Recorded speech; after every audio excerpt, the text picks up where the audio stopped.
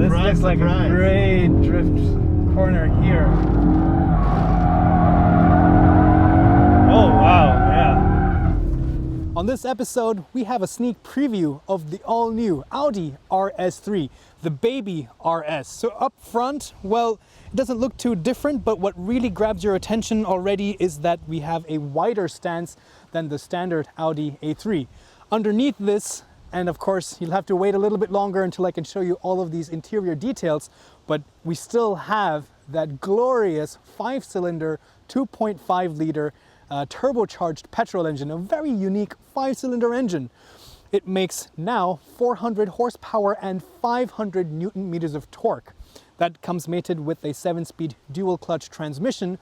And of course, this is the same platform as the Golf R, so it's a front-wheel drive platform, but this has a all-wheel drive system, because the new all-wheel drive system is a new torque converter at the rear differential versus the old Haldex system. And we'll talk a little bit more about that later on. And you can see plastered on the side of the camo, very proudly, is the firing order, 12453. So what's really new and what I want to get into is the new rear axle. Before there was the Haldex, which was a singular clutch which would engage the rear drive and split the torque in an open differential to the rear wheels. Now with this new differential, it has the capacity to divert 100% of the torque to either one of the wheels.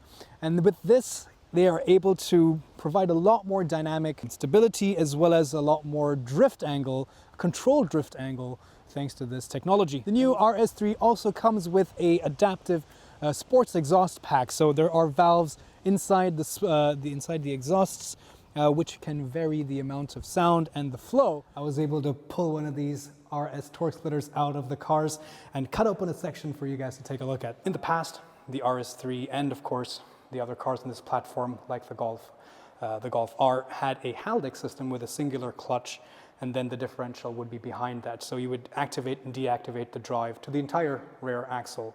But in this case, what you can see is you have two separate clutch packs for each of the rear wheels. So drive comes in from here, from the engine, and then it gets transferred to these two clutch packs. And the differential in the speed itself is achieved by how much these clutch packs are engaged and disengaged.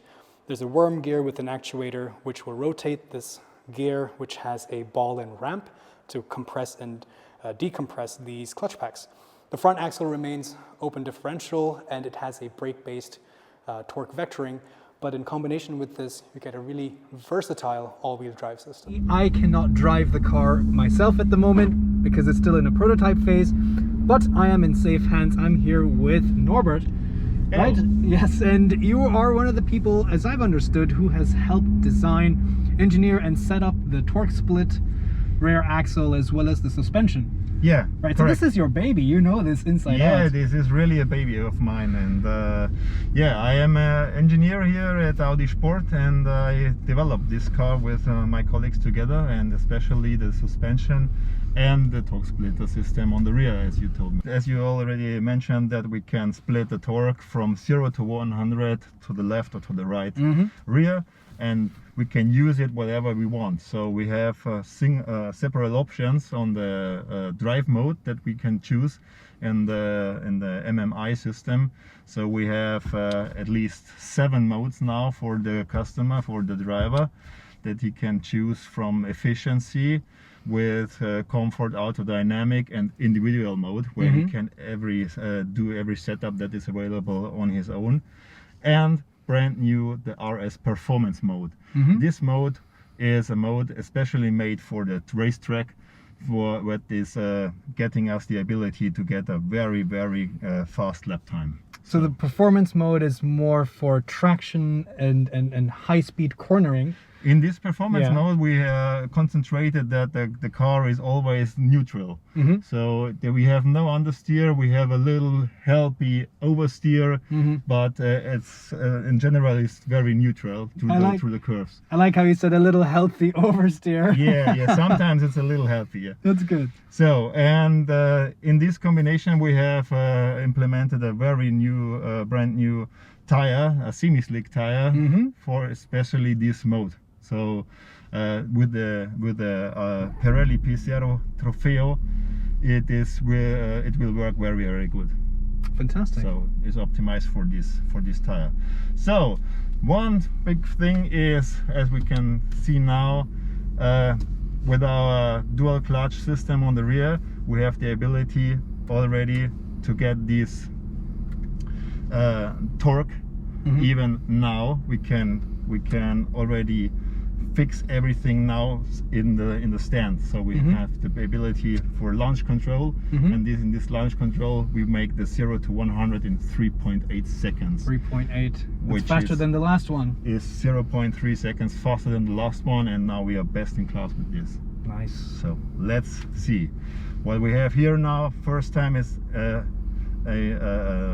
new digital cockpit, right? new digital cockpit, and we have now ignition lamps, shift lights. shift Okay. lights, yeah, where we can Yeah, it's very much like a race car now. You get those big lights and and we have like traffic lights for the launch control. So we are going now from red to yellow and green, and then it is ignition that now is the full power on the car. Yeah, let's try.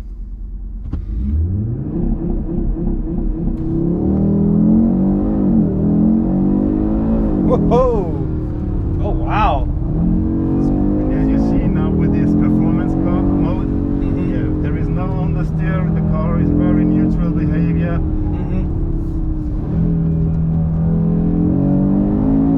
And that 5-cylinder engine, I mean, that's a gem of an engine.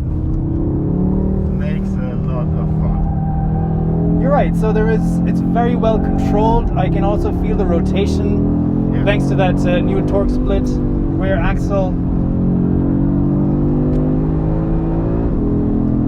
Very planted. I know that you guys have also increased the camber a little bit. Yeah. So with the semi-slick tires, the stiffening in the chassis, in the suspension linkages, and that torque split rear axle, I think you're getting the most out of this 5-cylinder engine. But not a little bit. We have increased the camber angle nearly 1 degree more negative camber angle. So great. This is very, very healthy for this kind of off-road. So now what I like to show you is, for example, the dynamic mode, which is as the before known dynamic mode. It is getting us the ability for small drifts, but controlled, and then I can show you the difference to the torque rear. Yeah, okay. So I was actually under the impression that maybe dynamic is a little bit less hardcore than the performance mode. But okay, this allows a little bit more slide angle. This allows a little bit more slide angle, and this is the difference. So the performance mode is just for maximum lap times. Yeah, maximum lap time, and this is for a little bit twisty roads. Yeah, exactly. Perfect. So let's see.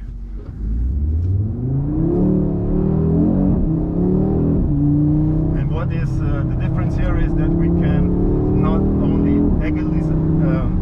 make the car more agile, we can stabilize the car.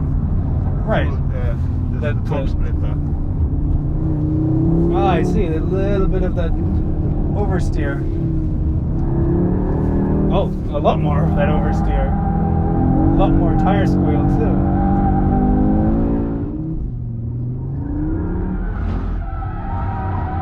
I have this one for you.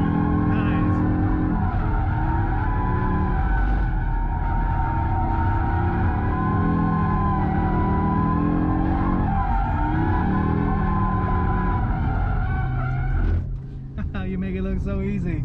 I'm gonna say it's because of the torque split. I'm just kidding. No, it's your driving skills. But you probably wouldn't be upset if I said if it was just the torque split differential, because that's also your skill anyway. Yeah, that's also my skill. Yeah.